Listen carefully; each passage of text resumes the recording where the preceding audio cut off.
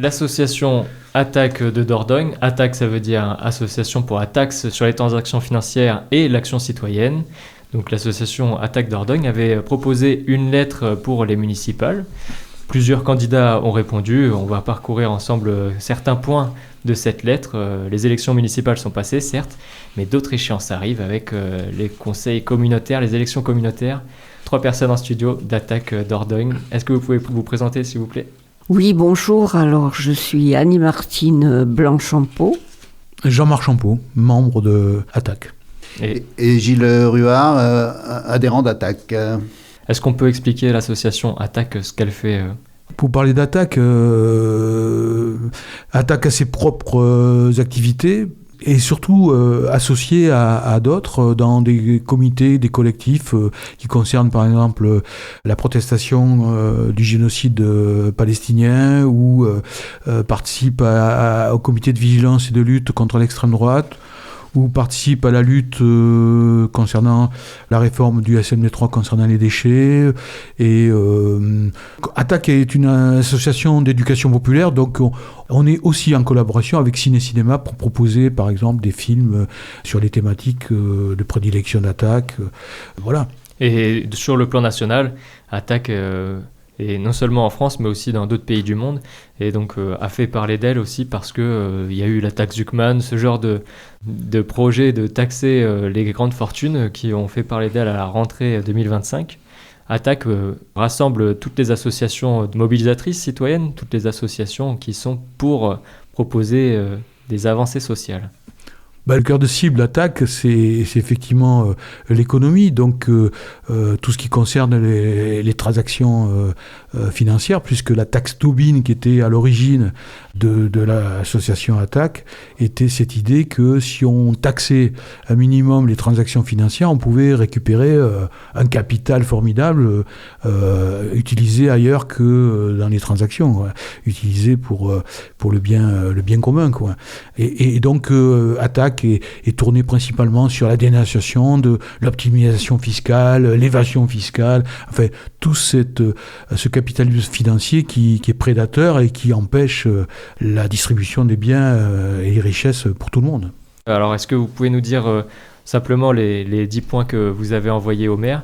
Vous avez reçu 2 réponses de personnes élues. Vous avez reçu une réponse de M. Platon à Ribérac, une réponse de M. Ruet, qui a été élu en Bergeracois.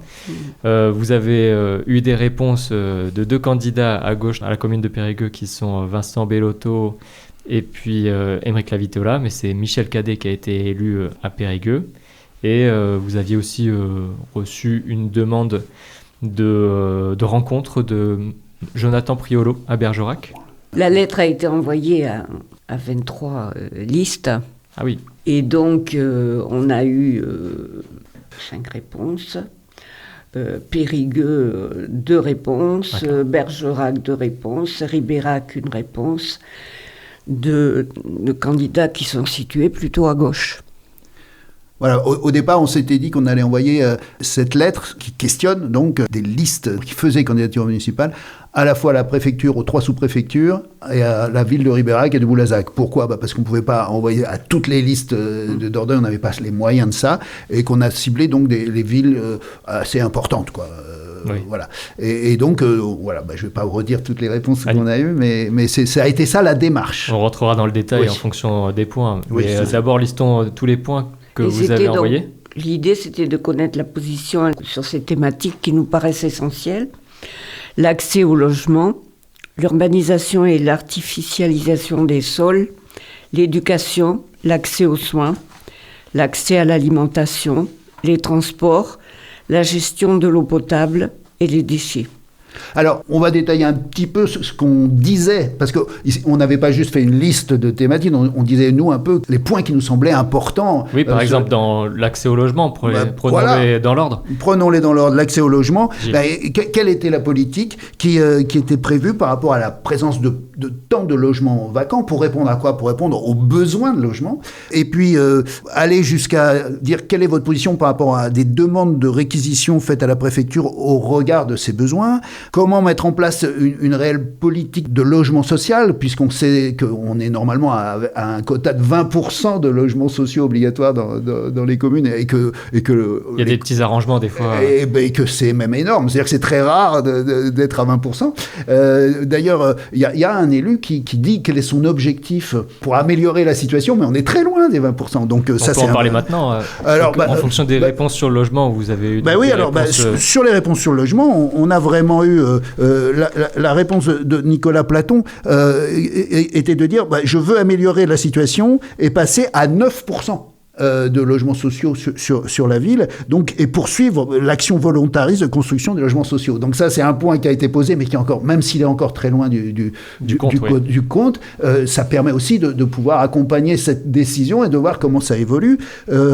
Sachant, Gilles, que bien sûr, la moyenne nationale, c'est 17%, qu'on est donc loin des 20%, sachant que la loi a ramené à 20%, mais qu'il y a des communes qui sont restées à 25% d'obligation. Ah oui, d'accord. Donc on est très loin. Ouais. Et effectivement, le vœu de Ribérac, c'est de passer de cette situation de 9% à passer au moins au niveau national, et qui est loin encore d'être du taux obligatoire. Oui, c'est ça.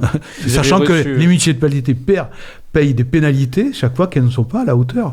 Et qui préfèrent d'ailleurs, une ville comme Nice, préfère payer les pénalités que d'arriver à son quota de logements sociaux obligatoires.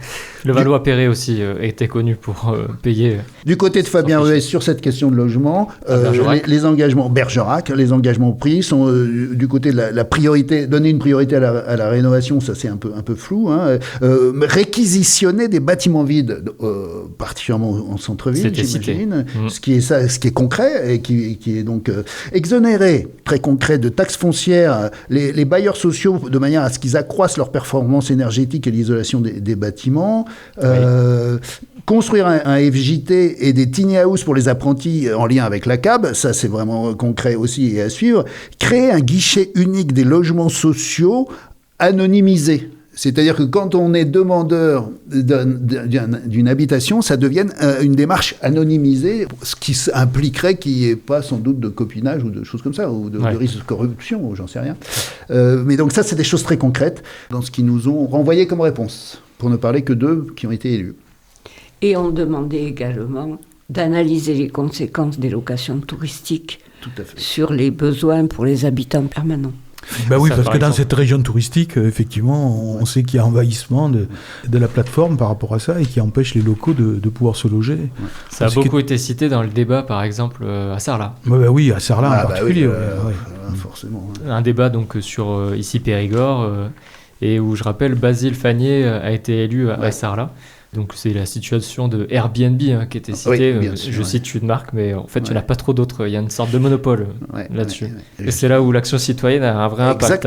Exactement. Et on peut citer aussi donc certaines communes en Dordogne qui se sont mobilisées, où les citoyens s'engagent et mettent la pression aux élus pour qu'ils respectent leur programme ou qu'ils les ajoutent des points à leur programme. Voilà, c'est le deuxième volet qui n'a pas été évoqué jusqu'à maintenant, qui est que, effectivement, par rapport à ces thématiques, on a posé la question aux futurs élus, aux candidats à l'époque, et maintenant on sera vigilant sur ceux qui ont été élus, par rapport à comment peuvent-ils mettre en œuvre les thématiques qu'on n'a pas complètement développé encore, mais qui était le deuxième volet de notre lettre.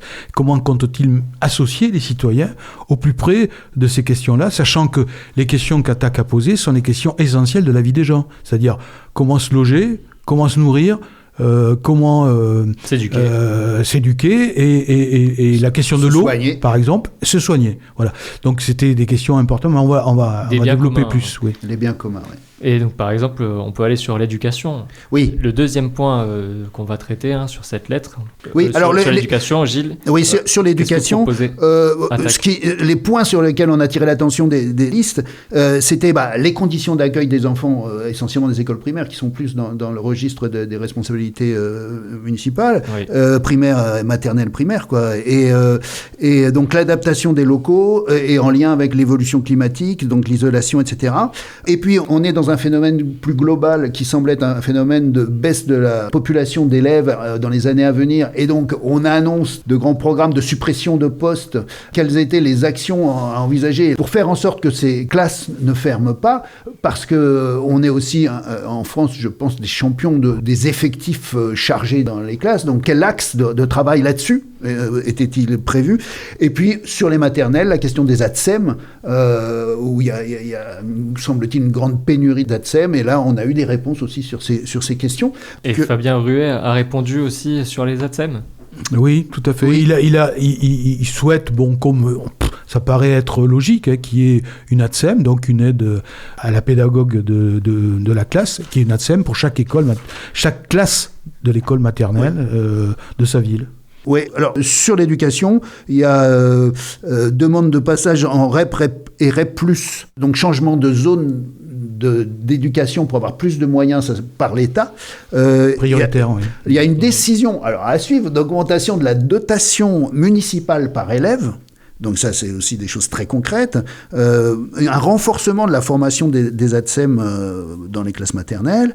Et enfin, un droit à la continuité éducative sur toute la journée, toute l'année pour les enfants. C'est-à-dire que les enfants puissent être, en cas de besoin, lorsqu'ils en ont besoin, accompagnés beaucoup plus dans la durée qu'ils ne le sont actuellement. Une continuité. Ouais, dans une continuité. Sachant qu'effectivement, la commune a une compétence sur l'école élémentaire, puisque c'est elle qui est en charge, sachant que la répartition pour les auditeurs, c'est que le département prend en charge les collèges et la région les lycées. Donc la commune, elle, a en charge l'école primaire, donc élémentaire et maternelle. D'après, c'est l'hôpital.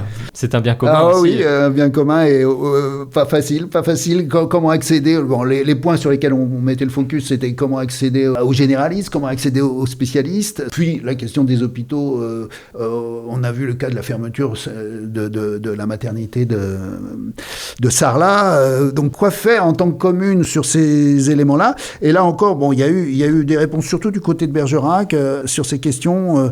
Un encouragement par rapport à l'hôpital pour que les usagers viennent participer au conseil de surveillance. Ça peut-être n'a pas l'air de grand-chose, mais si ça a des résultats, ça veut dire qu'il y a plus de voix citoyennes qui vont aller s'impliquer dans ces espaces-là, qui sont des espaces de gestion.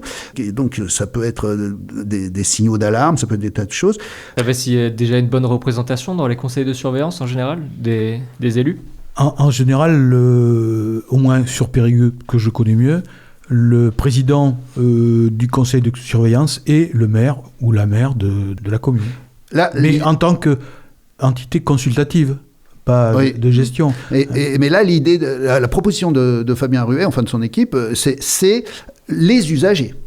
Inviter les usagers, c'est-à-dire pas des élus, mais des usagers à aller être présents dans ce lieu-là pour peut-être en faire des lieux de pression ensuite.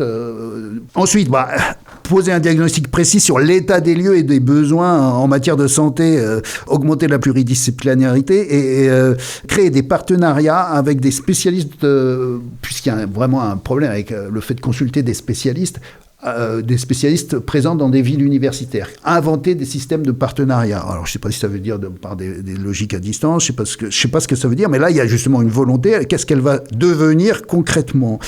Mise en place d'une mutuelle communale. Ça, c'est du concret, mais ça veut dire qu'il faut accompagner une annonce comme celle-ci, parce que qu'est-ce que ça donne? Et construire un nouveau centre médico-sportif communal. Donc ça, c'est pour Bergerac. Ça, c'est Bergerac. Vous avez aussi Nicolas Platon qui a été élu, Nicolas Platon.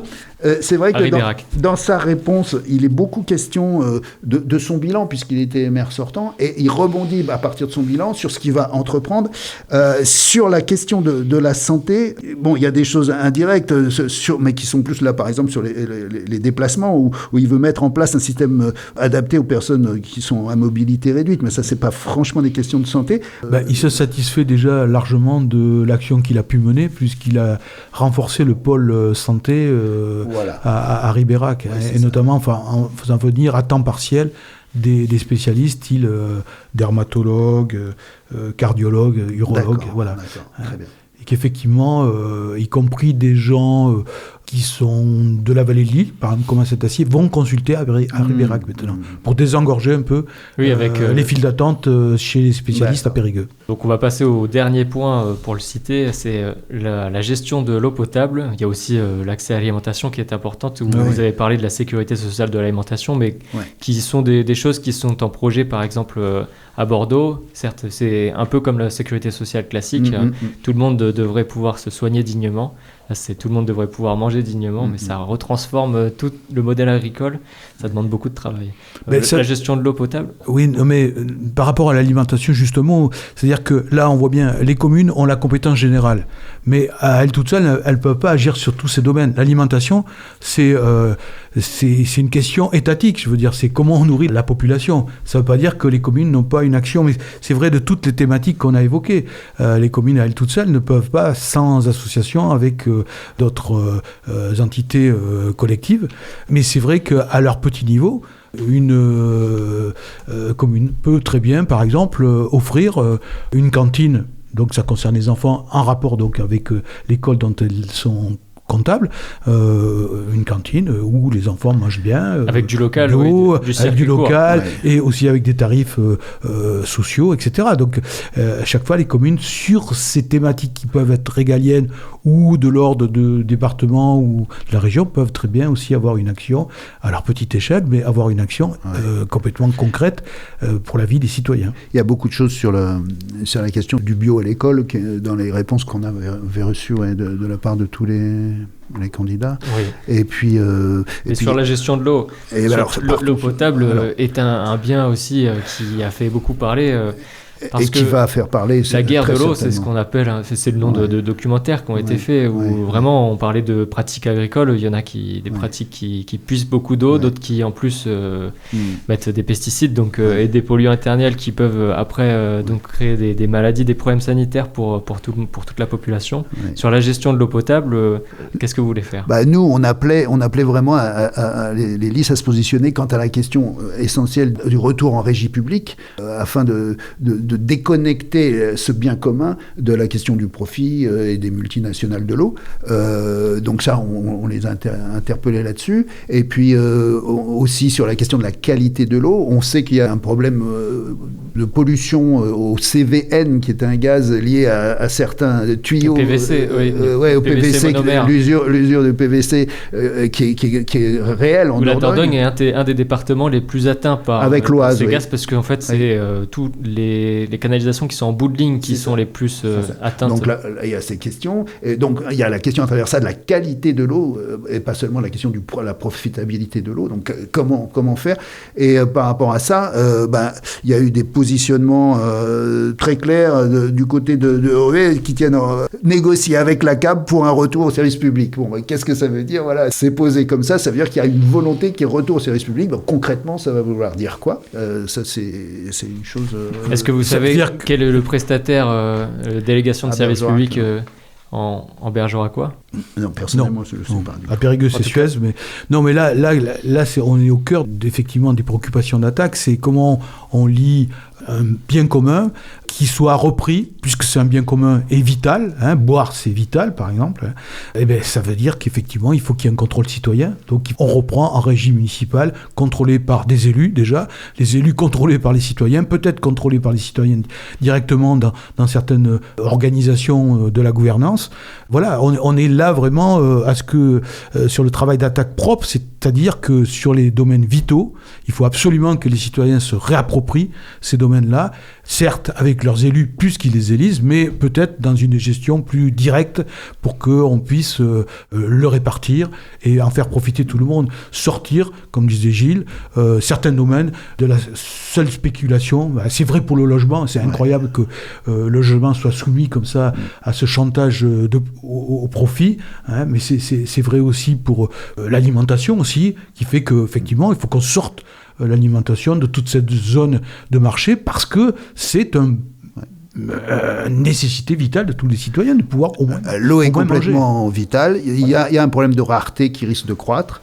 Et donc là-dessus, il faut arriver à être très attentif. Comment faire avec cette situation qui va devenir de plus en plus aiguë de toute façon. Et sur l'eau, alors beaucoup de communes en France avaient proposé de mettre gratuit les premiers mètres cubes d'eau consommés avec une régie publique. Et ça, c'est vraiment un point qui est c'est pollueur-payeur, un petit peu le même principe au début quand on parlait du SMD3, de la taxe incitative. Là, c'est vraiment efficace finalement. Les premiers mètres cubes gratuits, ça parle. Et donc, c'est ce qu'on avait aussi pointé dans la réponse. Et là-dessus, on n'a pas eu aucun retour. Ma voisine me cite que c'est Veolia qui a la gestion, qui a la délégation de service public à Bergerac. Veolia qui a pour actionnaire des fonds vautours américains, rappelons-le. Et puis d'autres sociétés aussi, donc ce n'est pas les seuls. Il y avait la question des déchets, mais là, je renvoie à d'autres enregistrements qui ont été faits avec l'association Lutte Déchets 24, par exemple, pour un service public. Et puis, donc, en conclusion, peut-être un appel aux auditeurs, auditrices, à se mobiliser, finalement. Les élections sont passées. Oui. Et les élections communautaires vont venir, et puis l'action citoyenne a toujours de l'espoir pour faire gagner des propositions justes pour une justice sociale. C'est vrai que les élections sont passées, c'est une étape, puisqu'on vit dans une société, d'une démocratie représentative, mais elle n'est pas suffisante, puisque effectivement, on se propose d'être vigilant quant au déroulement des programmes des uns et des autres, parce que, comme il est dit, les promesses n'engagent que ceux qui les croient, donc nous on veut bien les croire, mais on veut bien les surveiller. Donc par rapport à ce qui a été développé là, ATTAC sera vigilante sur le déroulement de ces programmes et associera un maximum de citoyens pour que les élus rendent compte déjà des actions qu'ils proposent, y compris des difficultés qu'ils peuvent rencontrer, évidemment. On est aux côtés des élus, il n'y a pas de souci. Mais il ne s'agit pas de se dire qu'on élit des gens et qu'on revient 5... alors, pour le coup, c'est même pas 6 ans. La prochaine fois, c'est peut-être 7 ans. Alors, ça va être 7 ans, oui.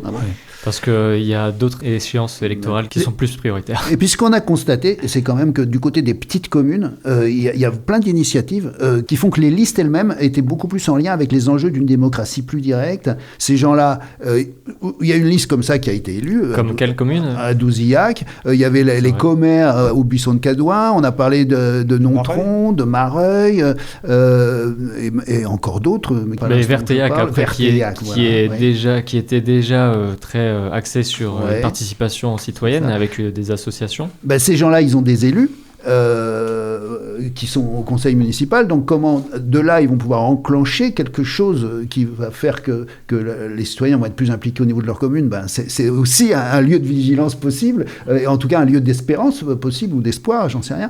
Et puis c'est vrai que des outils comme RLP, c'est aussi des outils qui peuvent servir à une expression citoyenne de manière hyper percutante. Bien sûr. On voit bien qu'il y a un mouvement de fond sur la reprise en main des citoyens de leur propre destin. C'est vrai que les mouvements sociaux préalables, celui des Gilets jaunes, avec par exemple le RIC, en fait, je veux dire que on a reçu des réponses concernant, par exemple, cette proposition-là, les mouvements sociaux, Notre-Dame-des-Landes, on voit bien comment il y a dans la société, il y a quand même un mouvement pour que les citoyens reprennent directement leurs affaires en main. Et donc ça se traduit. Alors la dernière fois, ça s'est traduit à Périgueux avec une liste citoyenne qui n'a pas été reconduite. Les partis ont repris leurs petits drapeaux, leurs petites boutiques. Mais par contre, effectivement, dans le paysage rural, c'est une initiative qui a été reprise et qui, à mon avis, a encore de belles promesses à avoir là-dessus. Et on leur demande aussi de mettre en place des dispositifs citoyens pour que les citoyens, les gens de la commune soient associés au plus près des décisions. Le plus possible. Votre voix compte, alors ne restez pas dans l'invective ou la critique. Mobilisez-vous, créez une association dans votre petite commune. Et puis ATTAC peut vous y aider, Radio Libre en Périgord pour aussi parler de vos actions. Et ne restez pas dans l'inaction. Merci à tous les trois. Merci. Donc, Merci. Anne-Martine Blanchepeau, Gilles Ruard et Jean-Marc Champeau. Merci.